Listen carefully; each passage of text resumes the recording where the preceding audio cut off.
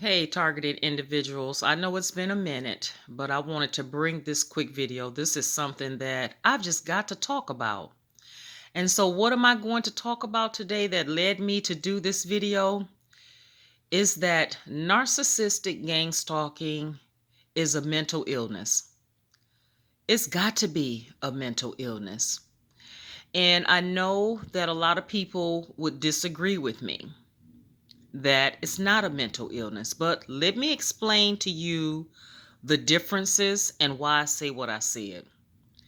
A mental illness is something that is diagnosable and treatable with medications and therapy.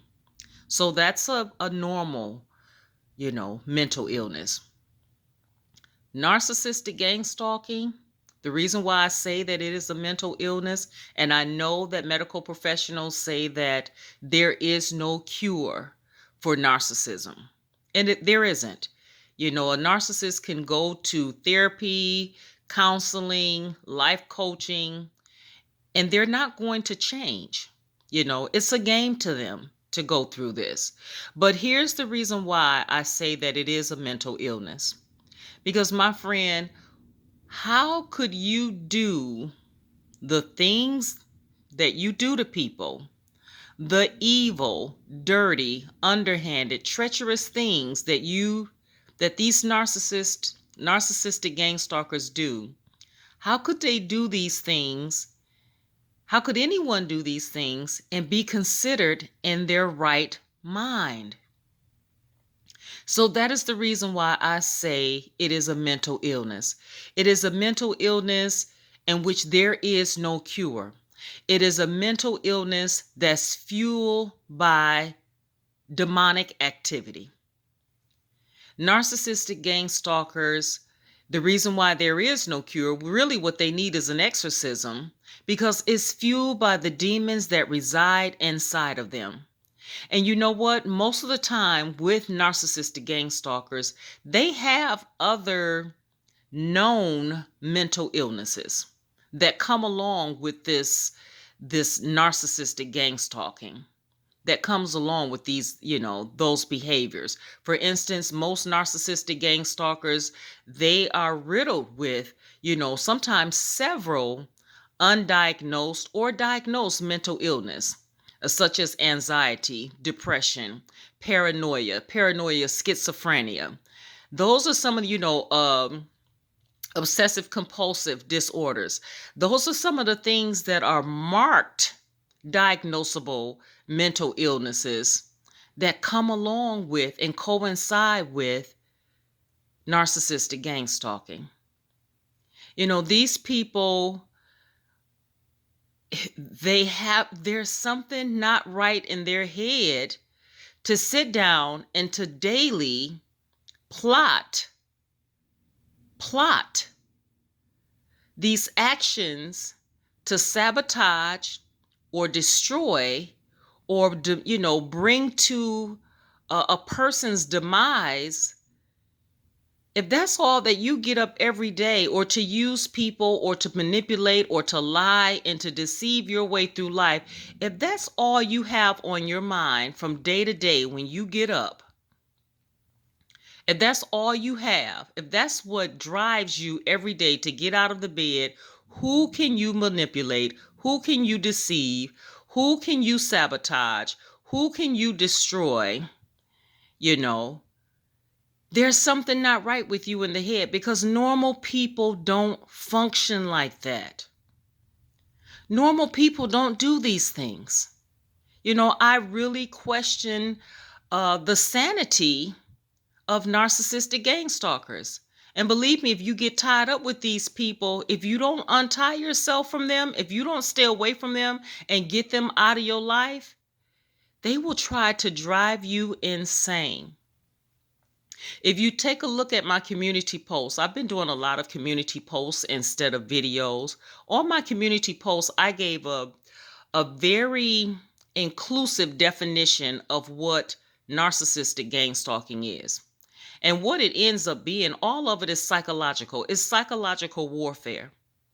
It's an assault on your psychology. It's an assault on that. It's an all-out warfare assault meant to drive you insane, meant to drive you just as crazy as they are. Really, it's meant to bring you lower than them. And it's designed to keep you frustrated. It's designed to keep you wondering, what are they going to pull next? And which me dealing with the narcissists that I've been dealing with in my life, the narcissistic gang stalkers, my friends, I got to start making more videos because these people have pulled everything out the hat, including the rabbit eggs, and the rabbit's mama and grandmama. They pulled every trick of the trade out of the hat. And then in the end, when they have no more tricks and no more lies, they run away and they hide. But they don't hide for long. Believe me, narcissistic gang stalkers will never, ever leave you alone as long as you're living or as long as they're living and breathing. They will never leave you alone. Just like Satan, who goes away for a minute, regroups, rethinks, but then comes back. That's exactly what these people do. And that's a mental illness. Why not just stop picking on people? Why not just stop messing over people's lives and making people's lives a living hell and go on with your own life? Truthfully, I wish that they would just round up all the narcissistic gang stalkers and put them on an island somewhere and let them self-destruct each other and then eventually self-destruct themselves. But see, that's not the game plan. The game plan is not to self-destruct, which eventually they do because they run out of lies, they run out of tricks, they run out of people to harass and assault. And so eventually all of this, it comes back to them in the form of karma or reaping and sowing.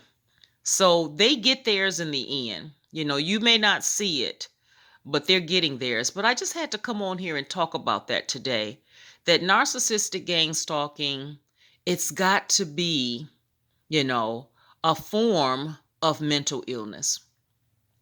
Because no human being in their right mind and who has the right heart, would pull such things that they do.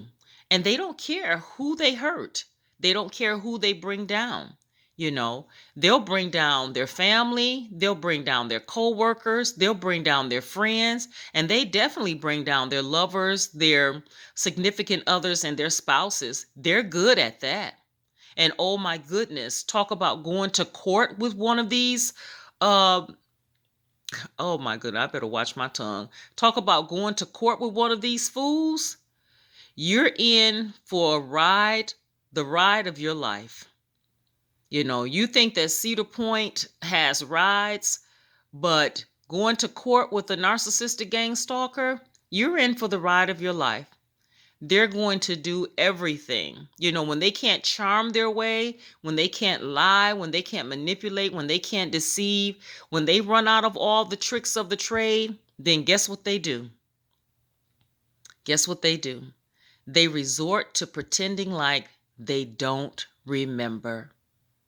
And even if it's not, a court case, when you catch a narcissistic gang stalker, when you catch them in their activity and you question them about it and you start documenting their activity and you start, documenting either in writing or videos or recordings, what's going on, and sometimes they do a lot of stuff that's so subtle that is, they're good at flying under the radar.